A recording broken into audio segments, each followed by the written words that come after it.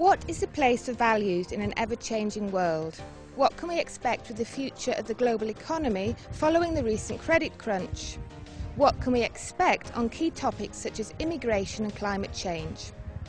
The EPP-ED Group launched its 7th annual European Ideas Network University here in Fuji, Italy. The EIN's traditional summer university offers a private forum for detailed policy discussion. In a series of policy roundtables and plenary sessions, participants are this year discussing as a central theme the world in 2025, the place for values in an uncertain world. The EIN's traditional summer university offers a private forum for detailed policy discussion. In a series of policy roundtables and plenary sessions, participants are this year discussing as a central theme the world in 2025, the place for values in an uncertain world. EPP-ED Chairman Joseph Daul opened this year's European Ideas Network together with François Fillon, Prime Minister of France, José Manuel Barroso, President of the European Commission, Hans-Gert Pöttering, President of the European Parliament, Wilfried Martens, President of the EPP, Jaime Mayor Oreca, the President of the EIN. Stefano Zappala and Iles Braghetto, heads of the Italian delegation in the EPP-E group, welcomed the participants. What use are our values in this current global financial crisis when demographic change and global warming are putting our social models in danger? Asked Daul. It is politically correct to say that with globalization and international responsibilities, our governments are powerless. The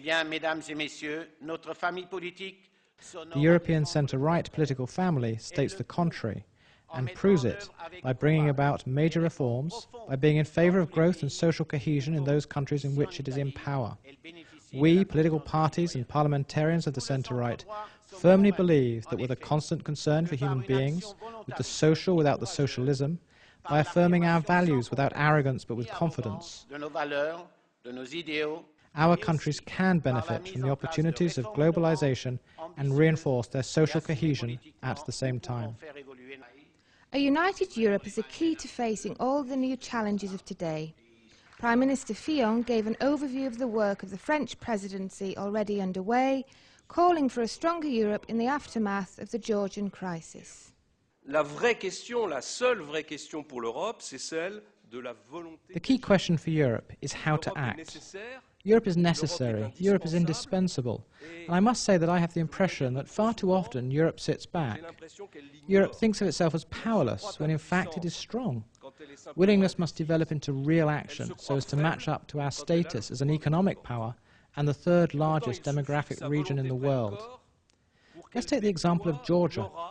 When the crisis kicked off in the middle of August, the entire world gave the impression that their hands were tied.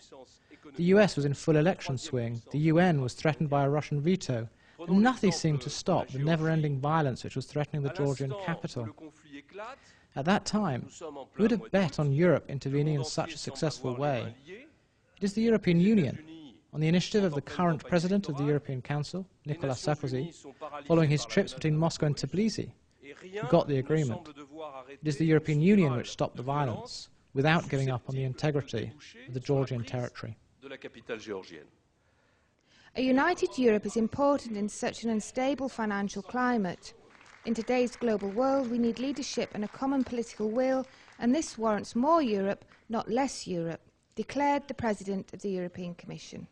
We have taken the decision to ask the European Investment Bank to help the EIB to finance the activities of the small and medium enterprises by providing loans of 15 billion euros in 2008-2009, compared to around 5.2 billion in 2007.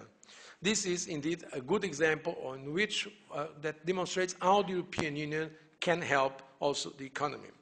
In the face of the financial crisis itself, we should follow our roadmap to improve the transparency and workings of the financial markets. This is the basis of our response to the current turbulence. We all know that it was not the system in Europe, the regulation or in some cases the lack of regulation in Europe that has created the current situation. It is to a large extent imported turmoil. The European Ideas Network is the open pan-European think tank established in 2002 by the EPP-ED group in the European Parliament. The network brings together politicians, businessmen, academics, think tanks, journalists, policy advisors and outside experts to discuss some of the major issues facing Europe today. The European Ideas Network is a unique organisation which coordinates the political activities of over 40 international and national think tanks and political foundations. For more information, log on to our website, epp-ed.eu. This programme was brought to you by the press service of the EPP-ED Group, the largest political group in the European Parliament.